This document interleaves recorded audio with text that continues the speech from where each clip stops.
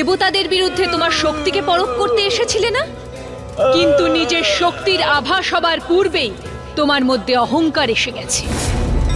আজকের অনুভব তোমাকে এটাই শেখাবে যে অহংকারের নেশায় মত্ত হয়ে আমরা যতই উঁচুতে উঠে যাই ততটাই তীব্র গতিতে আমরা অহংকার চূর্ণ হলে সোজা মাটিতে এসে পতিত হই।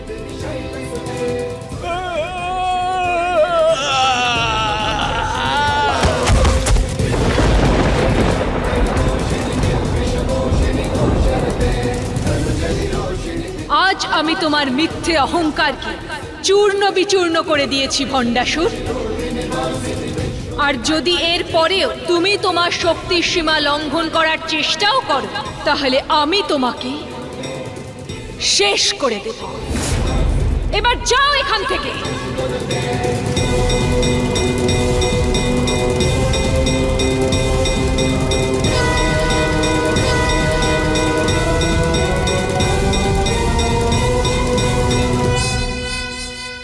মাতা, মাতা, মাতা।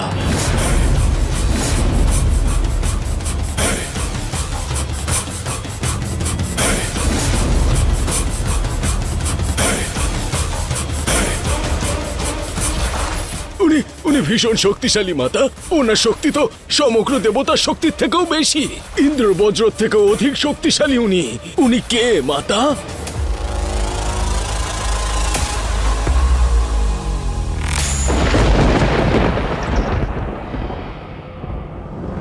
দেবী,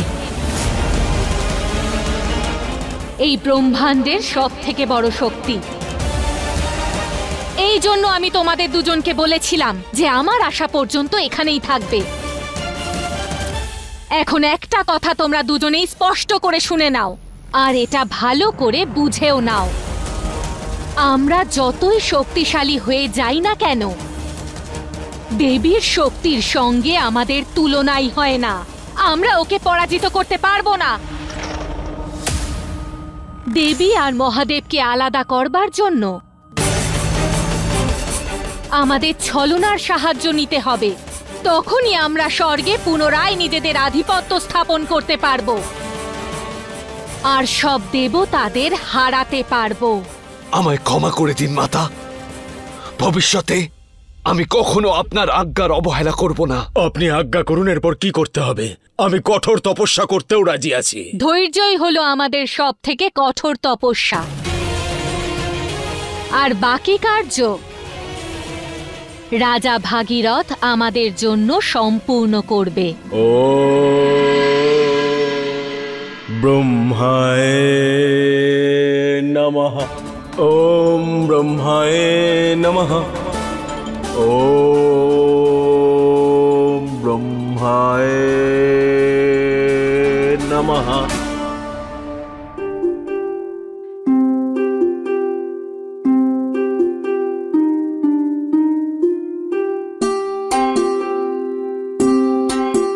তোমার এই সূর্যোদয় আর সূর্যাস্তের দৃশ্য দেখা অত্যন্ত প্রিয় না? হ্যাঁ দেব, সূর্যোদয় আর সূর্যাস্তের এই দৃশ্য আমার কাছে অত্যন্ত প্রিয়। জানেন কেন? কারণ এটাই একমাত্র সময় যখন দিনের প্রকাশ আর রাত্রির কালিমাকে একসঙ্গে দেখা যায়। আর দেখুন না, এই দুইয়ের মিলনে অদ্ভুত সৌন্দর্যের সৃষ্টি হয়।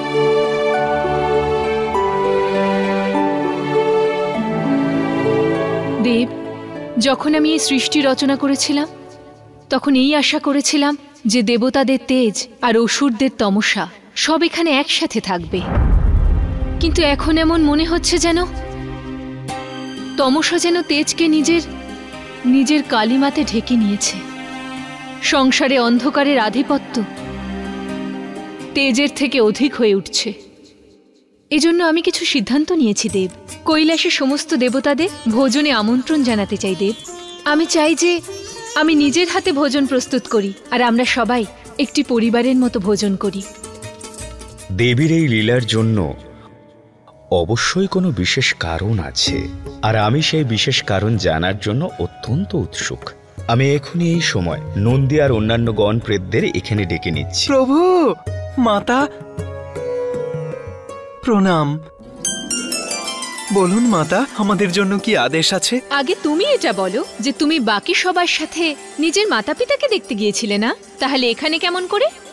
হ্যাঁ মাতা, যাব তো বলেছিলাম, কিন্তু আসলে আপনারা দুজন কৈলাসে আছেন তো, তাই আর কৈলাস ছেড়ে যেতে ইচ্ছে হয়নি। আমরা সবাই এখানে কৈলাসেই ছিলাম, যাতে আপনারা আমাদেরকে আদেশ করলে আমরা দ্রুত চলে আসতে পারি। আর এখন যখন প্রভু আমাদের স্মরণ করলেন, আমরা দ্রুত চলে এলাম। এসব ছাড়ো, চলো আমাদের কৈলাসকে এক মহাভোজের জন্য সজ্জিত করতে হবে। আপনি নিশ্চিন্ত থাকুন মাতা, আপনি সমস্ত দায়িত্ব আমাকে দিন। মাতা, কৈলাসকে সাজিয়ে তোলার জন্য আমি এখনই স্বর্গে গিয়ে ওখানকার সবচেয়ে সুন্দর ফুল নিয়ে আসছি।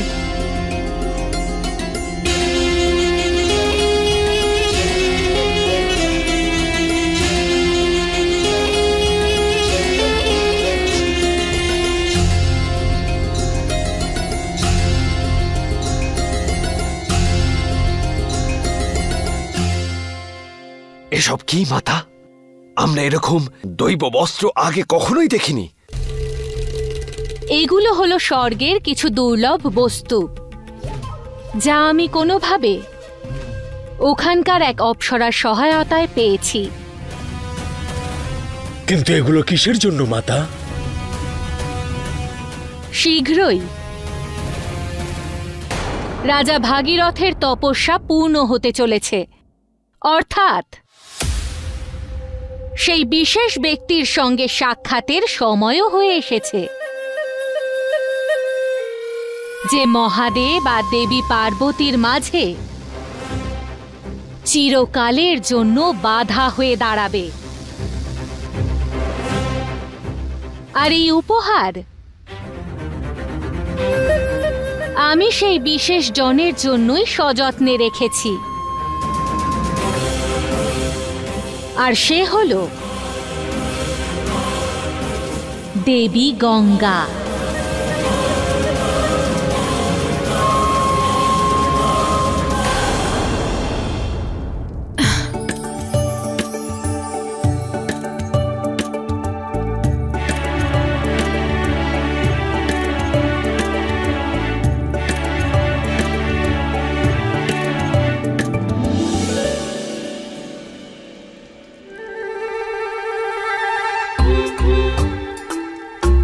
নন্দী, ক্ষমা করুন মাতা, আমি আপনাকে এটা বলতে এসেছিলাম যে ভোজনের জন্য অতিথিদের আসা শুরু হয়ে গেছে, কিন্তু এখানে এসে আপনার বানানো পায়েসের মধুর সুগন্ধে হারিয়ে গেছিলাম। আশা করছি এই ভোজন গ্রহণ করে কৈলাসে আসা সকল অতিথি তৃপ্ত হয়ে যাবেন।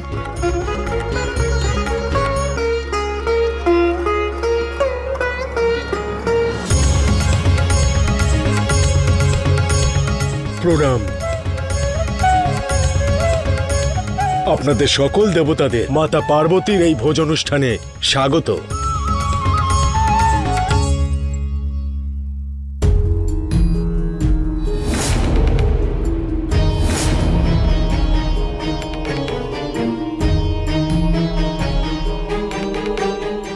মাতা, আমার কি কৈলাস সাজাতে গিয়ে কোনো ত্রুটি হয়েছে? না নন্দী, তোমরা সকলে তো খুব ভালো কাজ করেছ। কৈলাসকে অত্যন্ত সুন্দর লাগছে নন্দী। তাহলে মাতা, উপস্থিত সমস্ত অতিথিদের মুখের মধ্যে এমন নিরাশার রেখা কেন? চিন্তা করো না নন্দী, ওনাদের চিন্তা আর নিরাশা অধিক সময় পর্যন্ত থাকবে না।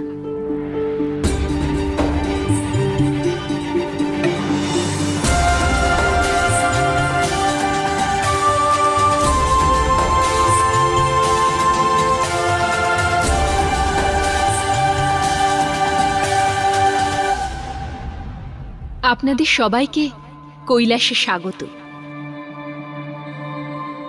আজকের এই ভোজ আমার কাছে খুবই গুরুত্বপূর্ণ। আজ আমার কৈলাস স্বামিনী রূপে এটাই প্রথমবার যে আজ আমার ঘর আমার পরিবারের সাথে আপনাদের সবাইকে স্বাগত জানাতে পারছি। আর আশা করছি যে আপনারা সবাই এই ভোজনের আনন্দ নেবেন।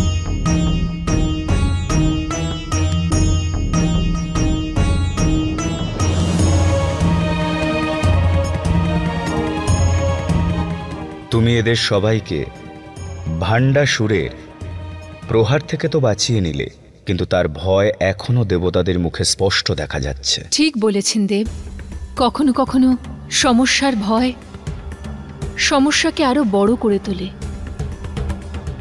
আর এই কারণেই আমি আজ ওনাদের চিন্তা মুক্ত করতে চাই।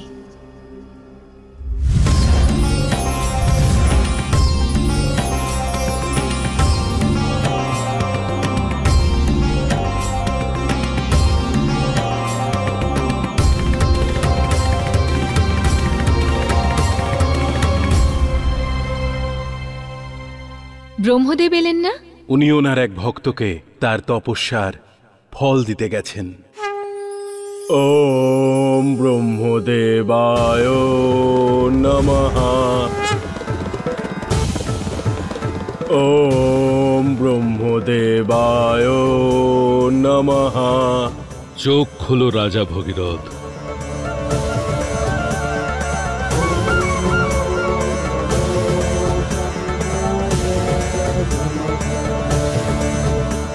প্রণাম ব্রহ্মদেব।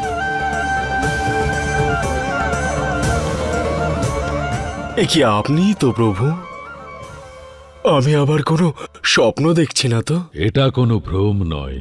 আজ তোমার তপস্যা আমাকে এখানে আসতে বাধ্য করেছে।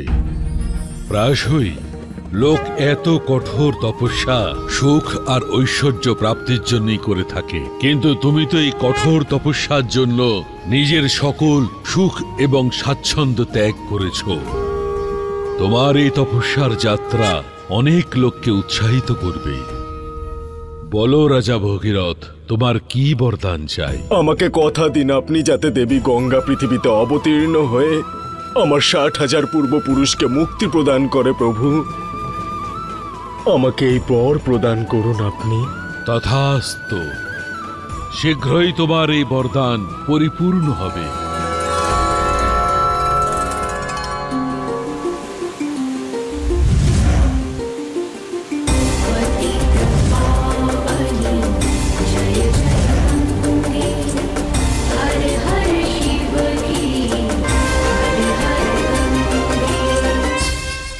আপনি এখানে? সত্যি গঙ্গা, তোমার রূপ যেমন সুন্দর, নির্মল আর পবিত্র, তোমার মনটাও ঠিক সেই প্রকারের। আপনি এখানে কি করে? আমার প্রিয় বোন, আমি তো শুধু তোমার জন্য উপহার নিয়ে এসেছি। আপনার পুত্ররা দেবতাদের মারার জন্য প্রয়াস করেছে, আর আপনি আমার জন্য এখানে উপহার নিয়ে এসেছেন? আমার আপনার উপহারের কোনো প্রয়োজন নেই। এমনিতেও আমাকে কৈলাসে যেতে হবে, এমনিতেই অনেক দেরি হয়ে গেছে। আজ্ঞা দিন আমাকে। তবে ঠিক আছে, আমি এই উপহার এখানেই রেখে যাচ্ছি, আর আশা করছি তুমি ফিরে এসে এগুলো গ্রহণ করবে। আমার জানা নেই যে পৃথিবীতে যাবার সংবাদ শুনে দেবী গঙ্গার কি প্রতিক্রিয়া হবে। যা হবে তা শুভই হবে ব্রহ্মাদেব। আর তাছাড়া যা কিছু ঘটছে তা দেবীর ইচ্ছা অনুসারেই ঘটছে। আমরা নিমিত্ত মাত্র, সবই দেবীর ইচ্ছা।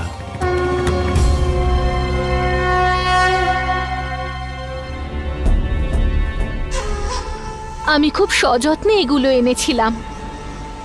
আমি কি তোমায় এই উপহারগুলো দিতে পারি না? তুমি তো স্বর্গলোক ছেড়ে চলে যাচ্ছ। এটা কি বলছেন আপনি আমাকে?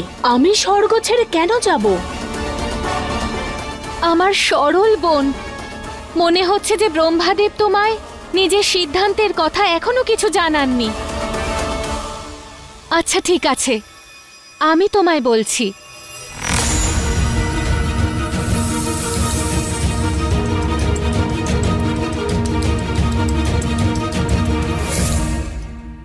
আপনারা ভোজন আরম্ভ করার পূর্বে আমি আপনাদের সবাইকে কিছু বলতে চাই।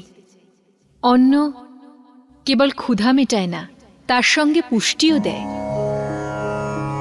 তাহলে আসুন এই অন্ন গ্রহণ করে কেবল পুষ্টিতে শারীরিক তৃপ্তিই নয়, তার সঙ্গে মানসিক ও ভাবনা তৃপ্তিও লাভ করি।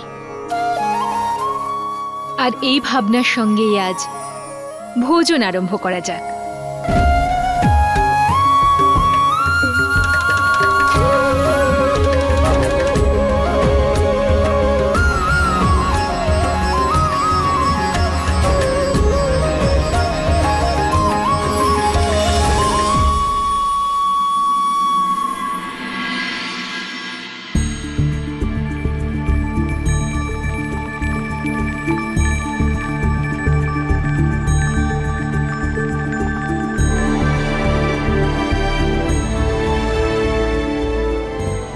অদ্ভুত, মায়ের হাতে বানানো ভোজন গ্রহণ করে সমস্ত অতিথি কত প্রসন্ন হয়েছেন।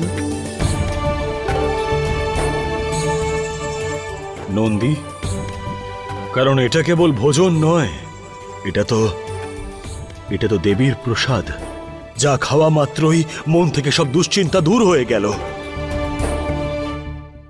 এমন কি আছে এই ভোজনে? চমৎকার তো ভোজনে নেই, চমৎকার আপনার ভক্তি আর বিশ্বাসে আছে। ভক্তি আর আস্থা? হ্যাঁ ইন্দ্রদেব, বিশ্বাস আর ভক্তিতে অনেক শক্তি থাকে।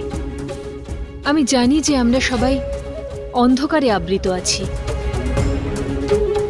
প্রথমে তারকাসুর, আর এবার আমাদের সামনে ভণ্ডাসুর এসে গেছে।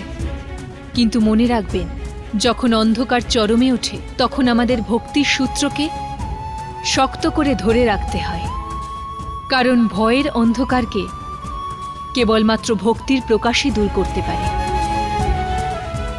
যখন সংসারে চারদিকে দুঃখ, জটিলতা আর নিরাশার অন্ধকার ছেয়ে থাকে, তখন আমাদের অন্তরে প্রবেশ করে আশার আলোকে খুঁজতে হয়। আর এই কারণে আমাদেরকে কর্মের উপর লক্ষ্য রাখতে হয়, তাকে নিরন্তর করে যেতে হয়। কারণ এই সমস্যা থেকে বের হওয়ার জন্য কর্মই হলো প্রকৃত সাধন। আপনাদের সবাইকে এখানে ডাকার আমার একটাই উদ্দেশ্য ছিল, যাতে আপনাদের এটা বলতে পারি যে আমরা সবাই একই পরিবার। আর যখন পরিবারে সংকট নেমে আসে, তখন সব লোক একসাথে একজোট হয়ে থাকে। যেই সমস্যা, যে স্থিতি আমাদের বশে নেই, তার ভয়ে আমরা কেন মনের মধ্যে পালন করব? এটাই উচিত হবে যে আমরা আমাদের হৃদয়ের দ্বার কেবল প্রেম আর আশার কিরণের জন্য উন্মুক্ত রাখব। কারণ যে ব্যক্তি ভক্তির শক্তিতে বিশ্বাস করে, তাহলে তার সামনে সংকট যতই বড় হোক না কেন, সে তাকে নিশ্চয়ই পরাস্ত করে দেয়। আস্থা থেকে পাওয়া যায় আশা, আর আশা সমস্ত সফলতার মূল মন্ত্র। দেবী, যখন আমরা এখানে এসেছিলাম আমাদের মনে শুধু ভয় ছিল, কিন্তু এখন আমাদের মন ভক্তিতে সম্পূর্ণ হয়ে গেছে।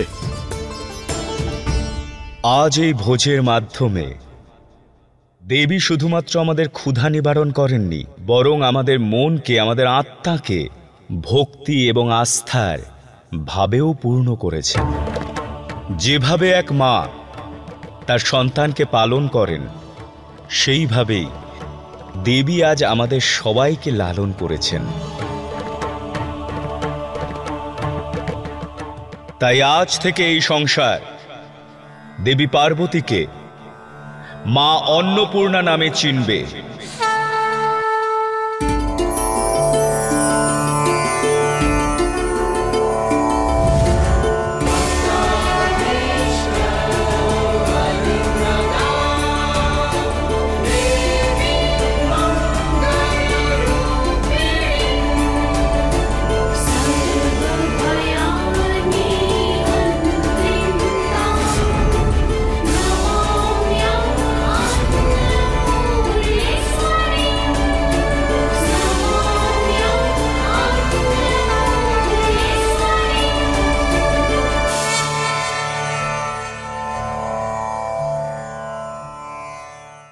अपने पसंदीदा शो के फुल एपिसोड देखने के लिए अभी डाउनलोड करें दंगल प्ले ऐप।